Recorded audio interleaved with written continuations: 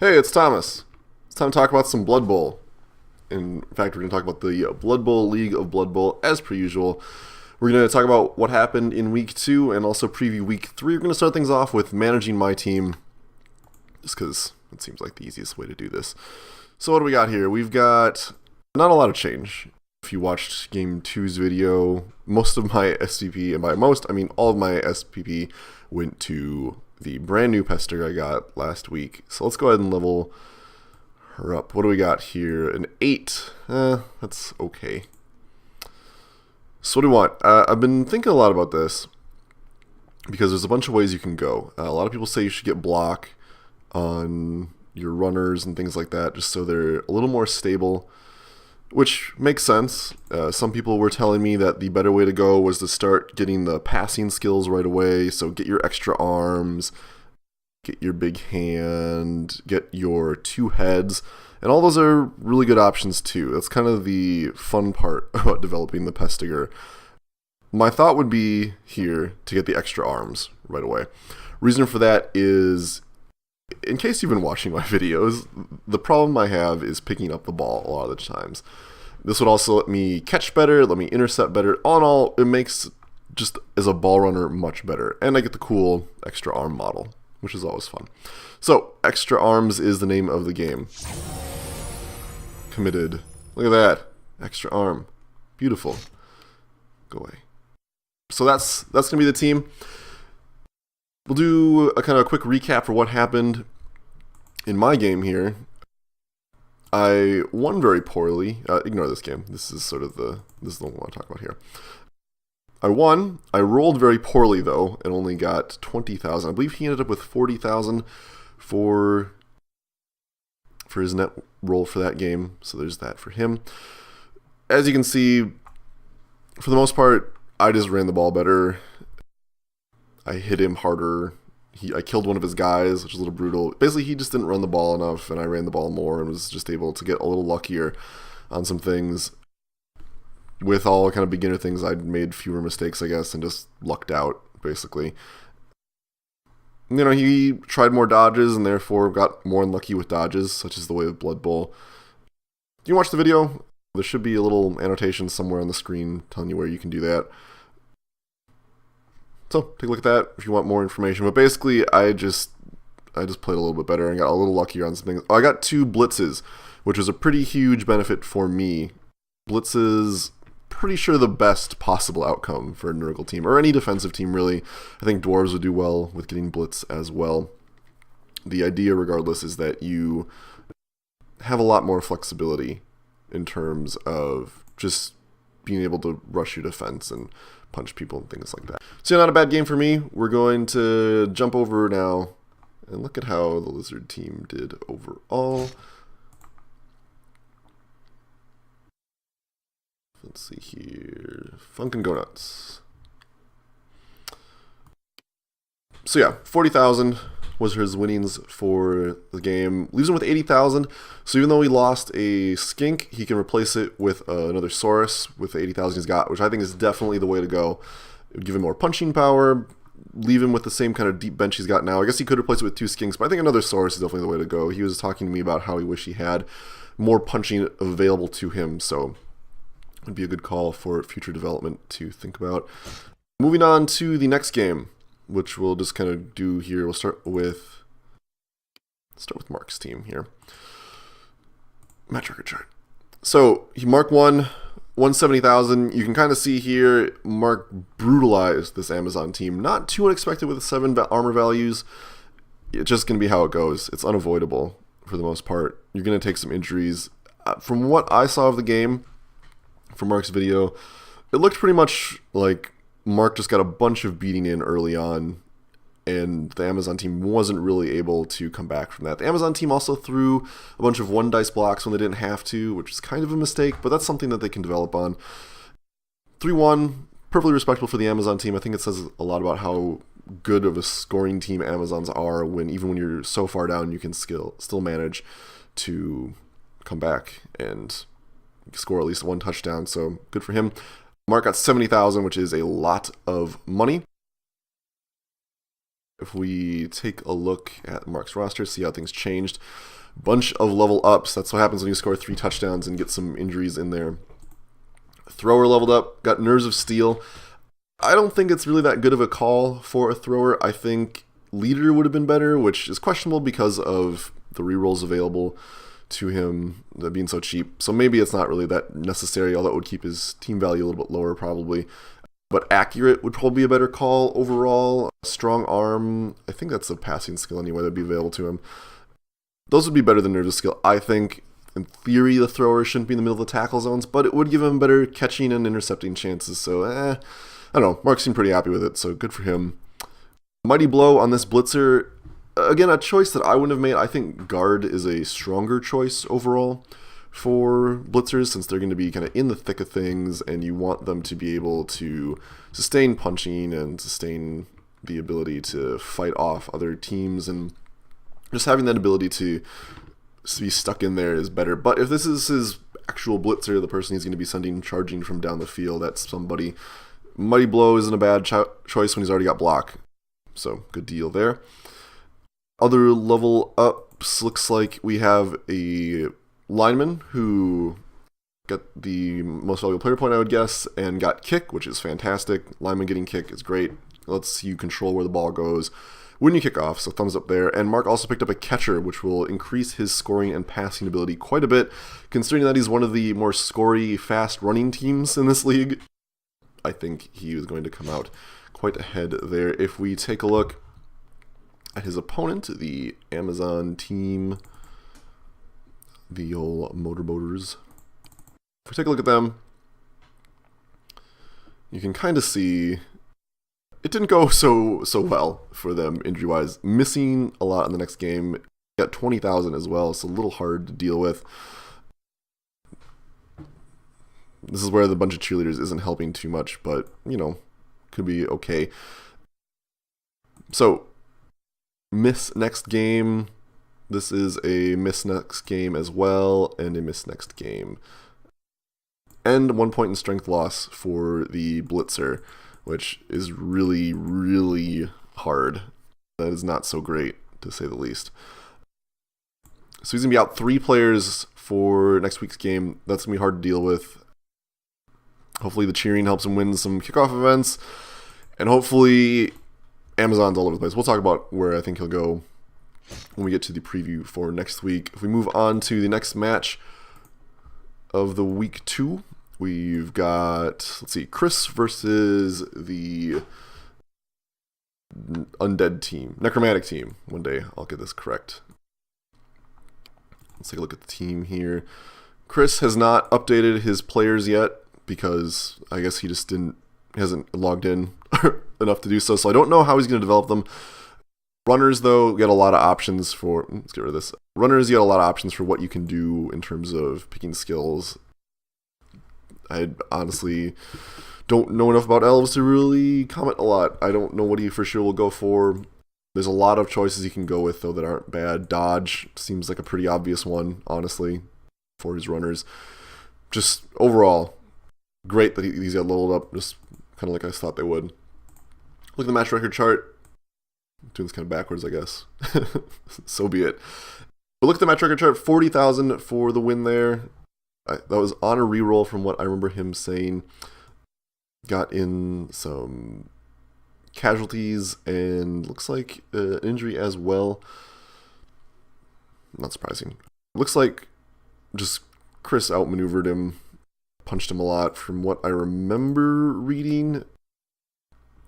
Just overall was able to run the ball more. One thing that Chris did mention was that the Necromantic team ran the ball down the sidelines. I think that is probably a symptom of playing against a slower dwarf team, and therefore not used to quite getting pushed out so quickly.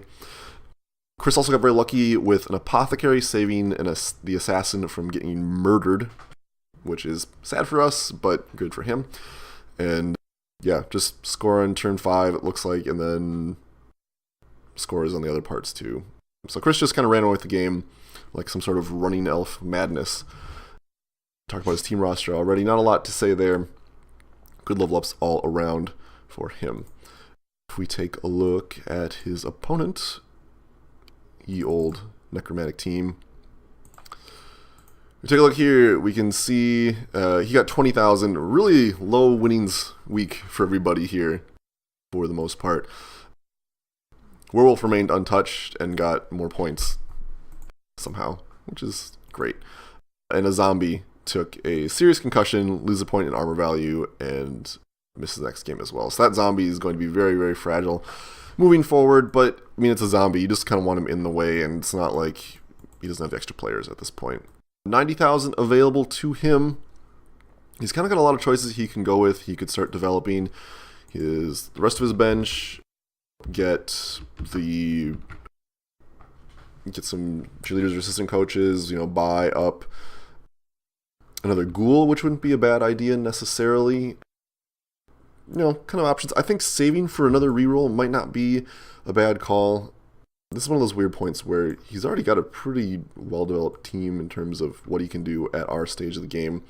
So it's kind of a tough call. I think saving for another white, perhaps, or does he got two? Maybe saving for another ghoul would not be a bad call. Could certainly save up for another flesh golem as well. That would give him a little bit more standardized punching power, a little more survivable front line. So he's got some options there. But another ghoul, just say give him more ball handling options, might not be a bad idea. Apparently he's been using his werewolves for that though, so who knows, maybe it's not 100% necessary. Lots of choices for what he can do. We'll see what happens as the weeks progress. But no level ups, no big changes, which is fair considering how good of a werewolf that player is already. If we look at the next matchup here, this was Chaos versus the Undead team. It's a tie game, our first actual tie of the season.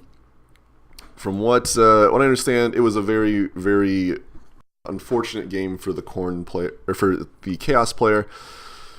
Yeah, just looks like everybody kind of got tied up in nothing. Looks like the Undead team just tried to run the ball a little bit more, just wasn't able to do anything about it. Got tackled, got knocked out a couple times. 3 casualties sustained for the Undead team, 2 casualties sustained by the Chaos team, and 1 death as well. It appears just that he got really unlucky with an apothecary roll, or didn't understand something with the UI. Which the UI for this game is very fiddly, so I'm not surprised that he had problems with it. 70,000 at least, so he's got some hope there. Looks like he spent it on a replacement Beastman. That looks like. It's hard to say for sure here where that went. Oh no, just got another Chaos Warrior. Okay. Looks like he had enough for another one. So, not the end of the world. Kind of sucks that he didn't get more than. I think that was his Warrior with the MVP award from the last game. So, he's kind of stuck where he was before, honestly. Not a lot difference with a mixed game Beastman there as well. So, he's just kind of in a rough spot there. Still no rerolls, which is going to hurt him moving forward probably. But more things to talk about as we go into the next week. If we look at the other side of that epic tie, the Undead team, he walked away with 20,000, which, no good there. We look at what he's got to work with. Injury here, just a miss next game. Yeah, I mean, he's got 50,000. He's got 3 rerolls now, which is pretty good. Don't really know what he would want to do. I feel like at this point, you want to save up maybe, get some more players, get some more other guys. Lots of options for a lot. We're in a kind of a weird spot for all the teams where there's a lot of things they can do, but maybe it's not the best thing possible. So I don't know. I think just saving up for more ghouls wouldn't be bad. It would give him more running game. At this point, he's got 3 rerolls. He's probably okay with that, honestly.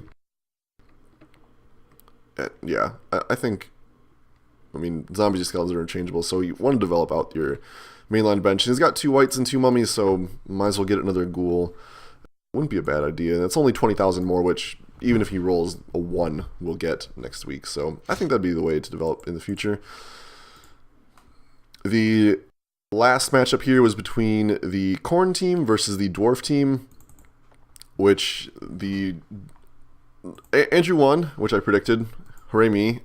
No level ups here, just more SPP kind of everywhere, which isn't too bad. If we look at what he won, 80,000, which is pretty good on a reroll, I believe. 2 casualties sustained, but at the same time, 1 casualty dealt out, so good deal for him. Not too unsurprising, dwarf team versus lower armor value, kind of be expected, but Andrew basically was able to tie up the dwarves really effectively and just march the ball in very, very slowly. So all in all, a good deal for him. Like we saw earlier, no real changes involved, but just SPP everywhere. A lot of these guys are in good position to level up next week, so wouldn't be surprised to see more of these guys getting more levels as we move forward there. If we take a look at the losing half of the equation, dwarf team, I kind of feel like has a little more inexperience than anybody else, and that's going to be kind of a hindrance for him. He did get a point on his blocker to level up, so we'll see what he decides to do with there. Dwarf teams, with blockers especially, have a lot of options for what they can and cannot do. There's lots of skills available, and it'll depend on what he ends up getting. I think guard is definitely going to be the way he wants to go, considering how slow dwarf teams are and the low strength overall. Getting guard will help just fight in the little scrims that he's going to get tied up in anyway. Hopefully he doesn't keep trying to pass the ball, which I saw him do a few times. I'll link Andrew's game somewhere around here in this general screen area. You'll see it. You'll see it. Okay, let's look at next week. Or this week, I guess I should say. We're in week 3 now. As you can see, got some pretty standard matches here. We've got humans versus chaos. We've got Khorne versus the necromantic team, dwarves versus lizardmen, the undead team versus the Amazon team, and dark elves versus Nurgle. So for this matchup, I expect Mark to just run away with this. Chaos team, like what we saw when we went over everything, has got an injury, no real development on their players whatsoever, no rerolls still. I mean, maybe he'll get really lucky and just punch the crap out of Mark. That is definitely a possibility. But barring any huge upset early on, I think Mark's just far more developed lineup is going to carry him through. He's got 3 rerolls, an apothecary, tons of level 2. I mean, it's just going to be ridiculous at this point. I don't see how it could go anywhere but great for Mark at this point, especially with the thrower and the catcher combo. I think he's just going to be able to do a lot more overall. So expecting Mark to just win that one handily. Maybe not a 3-0, but I could see that happening as well. Khorne versus the necromantic team. This is going to kind of come down to, I think, how well he adapts with this injury. He's out next game anyway, but we'll see how well he does overall. Andrew can move the ball pretty effectively. He's got a higher movement value on most of his players, and the werewolves are scary, but Andrew has just as much positioning power, if not more, considering all of the punching he's got to work with. So, I don't know. It definitely could go to the necromantic team. I wouldn't be surprised if it did. I just think, overall, even with Andrew's lack of development, the other team doesn't have that much develop either, aside from their super-powered werewolf. I kind of feel that just Andrew he's in a better position to do more. Also didn't see that Andrew had 130 before, so I don't know if he's going to save for another reroll, if he's going to go for the apothecary at this point. Could certainly get another bloodletter demon, which would give him more ball handling options. Hard to say. I didn't notice how much money he had before, so Andrew will have to figure out what he wants to do with that, but I don't know. I'm going to give it to Andrew just because I think the greater overall movement allowance here, just the ability to move the ball more, I think the ability to push things around more is going to be a bigger option. Kind of like we talked about with the dwarf matchup, presuming it even comes into play. I think that the presence of block on the whites isn't going to matter very much. I just think it won't matter. Dodge might be more of an issue, but it's only on one player. I don't know. We'll see where the werewolves go and how much damage they do. But I think, honestly, I mean, Andrew might be okay with just be okay with punching and moving around and running the ball just around him. We'll see. The werewolves can be scary. As long as he doesn't isolate too much, though, he should be a-okay. Looking at the next match, we've got the Dwarf team versus Lizardman team. I'm going to give it to the Lizardman team after watching the Dwarves play. The Dwarf team just, the inexperience is the problem. I don't think he's learning definitely. It's a newbie league. It's going to happen. They're both pretty new players, though, so it could go either way. Skinks are very, very fragile, but if he gets another Saurus, then it could go back towards his way. Dwarf overall low strength team and the lack of Troll Slayers, like I talked about before, might be a factor. Overall, pretty even matchup, I think, but I think the Dwarf team is just a little further behind skill-wise and mechanics-wise, which will favor the Lizardman team a lot. If we look at the next match, it is the Undead team versus the Amazon team. So the Amazon team working with what we saw before, all this injury, just so much injury. Only one's on a blitzer at least, but I don't know. It's still possibility of the MVP going awry is very high at that point. Amazon team, can definitely throw and run the ball, though, pretty much better than any other team in the league right now. Except for maybe Mark, I guess, now. But even then, he's got more dodge and stuff and just overall consistently higher movement. And, block and dodge on blitzers is still really good. So we shall see, I guess. So if we look at... let's just quick touch base on this team here. So yeah, we'll see. The lower movement allowance might be the issue here. I think in general he'll be okay. He's down a player, but he's got a full 11 still. Injury-wise, I think it's going to favor him. He's got block on this guy too, which should help against the silliness. We'll see. It'll be kind of mostly about, can he get the ghouls the ball? Can he get the ghouls to run it in with the ball? I guess whites could be an optional ball carrier as well, but realistically, I think he's going to want them to be punching. And the ghouls just have a higher movement allowance, higher actually than the Amazon team. Looking at it here, so we'll see. Could definitely go either way, but I think for the most part, it's going to go for the Amazons. Should be a close game one way or the other, though, depending on how well the punching gets through. And then Chris versus myself. I don't know how this will go. I think it will go well for me because of his lower armor value. It will really depend on what sort of development these guys get. But I think the lower armor value will help. The higher movement might suck. He's got block and I don't, which might be a problem. The assassin probably isn't going to mess up my guys too much, though. The stab can always do crazy things, though, so we'll see. I don't know. I won't be able to harass him as much, so I think I'm going to have to rely on tying other things up, or maybe getting punches in early, or using the pestigers to blitz in. I don't know. This matchup could definitely not go my way, just by how fast and how agile his team is compared to mine. So we'll see. I think I might be okay. We'll see if Chris just saves from the reroll, which I think he will at this point, unless he goes for a second apothecary. I don't know. Chris hasn't done any development yet, so we'll see what happens when that props up. So I don't know. I don't have a clear plan to deal with Chris's team at this point. I think I'm going to have to try to tie him up, make sure I've got guys in the background. I don't think he's going to pass the ball. I think he's just going to pick it up and run it. So I'll have to try to mess up with that, get in the line of scrimmage and just kind of make enough room. It might be the kind of situation where I'm down going into the second half and I can manage to do 2 just by inflicting enough injuries. We'll see. It could go, like I said, one way or the other. I guess I'm going to lean more towards Chris on this one.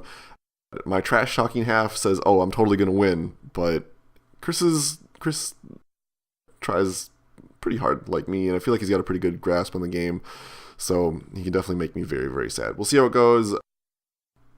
Because I try too hard, I'm going to practice against Dark Elves and hopefully not get too beat up, but we'll see. That's the end of the recap and preview for week 2 and week 3 respectively. I'm going to record my game again and I'll have some good results for you. Hopefully it goes very well. It should be a pretty good game. Chris and I are pretty good friends, so it should be an entertaining matchup. Stay tuned for that. We'll have that game and recap coming up later in the week. I'll talk to you guys later. Bye-bye.